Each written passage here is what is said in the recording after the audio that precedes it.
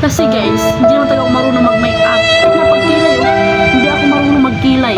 Ang alam ko lang maglagay ng lipstick. Kahit anong practice ko guys, hindi talaga ako marunong talaga, promise. Kahit practice ang pagkilay, ganyan-ganyan. Pagdating sa sarili ko, hindi pala pantay. Biburahin pa naman. Para pantayin. Hi guys, good afternoon. This is Mariang. Ngayon guys, tayo ang mag-i-skincare. Punasan ko lang ang aking face. Ayan. Tayo guys, mag-i-skincare ngayon kasi guys, sobrang init. Ayan guys, tutubuan ako ng pimples. Ayan, ang dami. Ayan. Okay.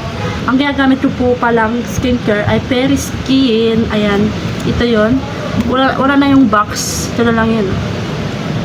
Ayan. Naitapon ko yung box niya. Pero po, ang ginagamit ko talaga Periskin. Ito siya. Ayan. Dahil wala tayong tawag doon yung pads siya. Hindi ko alam. Basta alam ko lang pads. Ayan. Dahil wala tayong nun. Ito man lang gagamitin ko. Bulak. Low budget. Ayan. Grabe, sobrang init ngayon guys. Kahit sa gabi, sobrang init. Parang hindi talaga pwedeng walang electric fan pag sa gabi. Kasi sobrang init talaga. Ayan, maglalagay tayong toner.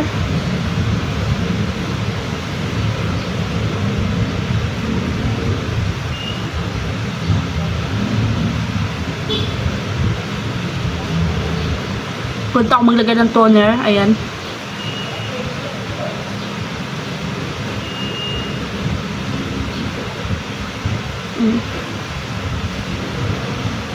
Kailangan makinis ang ating face.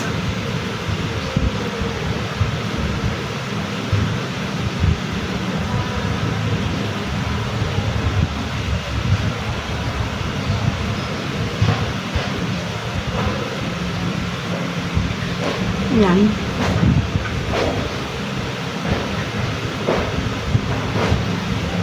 Okay. Ayan guys, 15 days ko na ito nagamit ang Periskin. Ayan, maganda naman talaga siyang. Next natin tong yan, Derma Brightening Cream. Ayan. Nalagay tayo dito.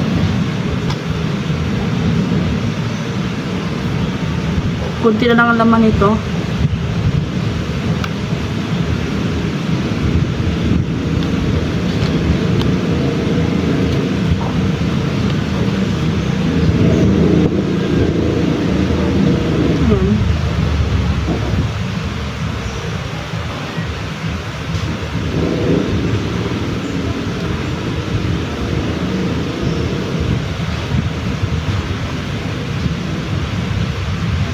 Napadami yata yung lagay ko ah. Ayan.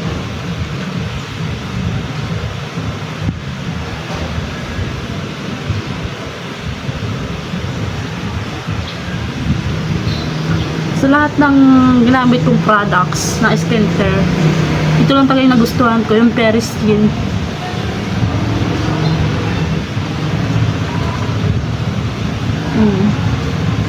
Grabe na talaga to.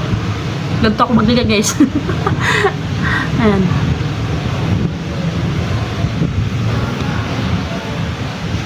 Ayan siya.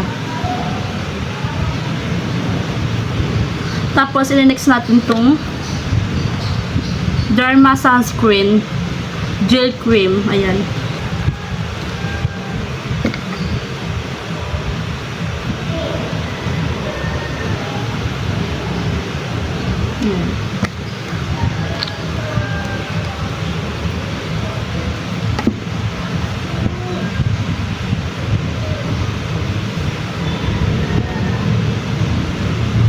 Papadami yung lagay ko lagi. Hindi ko makontrol.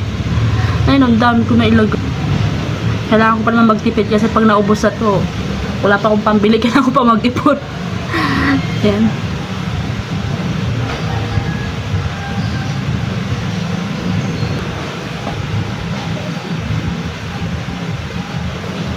Ayan guys. Tapos guys, meron ako papakita sa inyo. Ang ginagamit yung lipstick. Ayan. So guys. Ayan. O2O. Ayan, kakabili ko lang tong, kailan ko ba ito binili? Nung isang araw guys, nung isang araw ko lang pala ito binili sa TikTok shop. Ayan, O2O. Ang ganda nito guys, grabe. Ayan, M16 pala to. Tingnan guys, oh. Ito pa yan, oh. Naghilamos ako. Ito pa, oh. Kunti-kunti lang kasi ako maglagay. Hindi naman makapal yung pagkakalagay ko.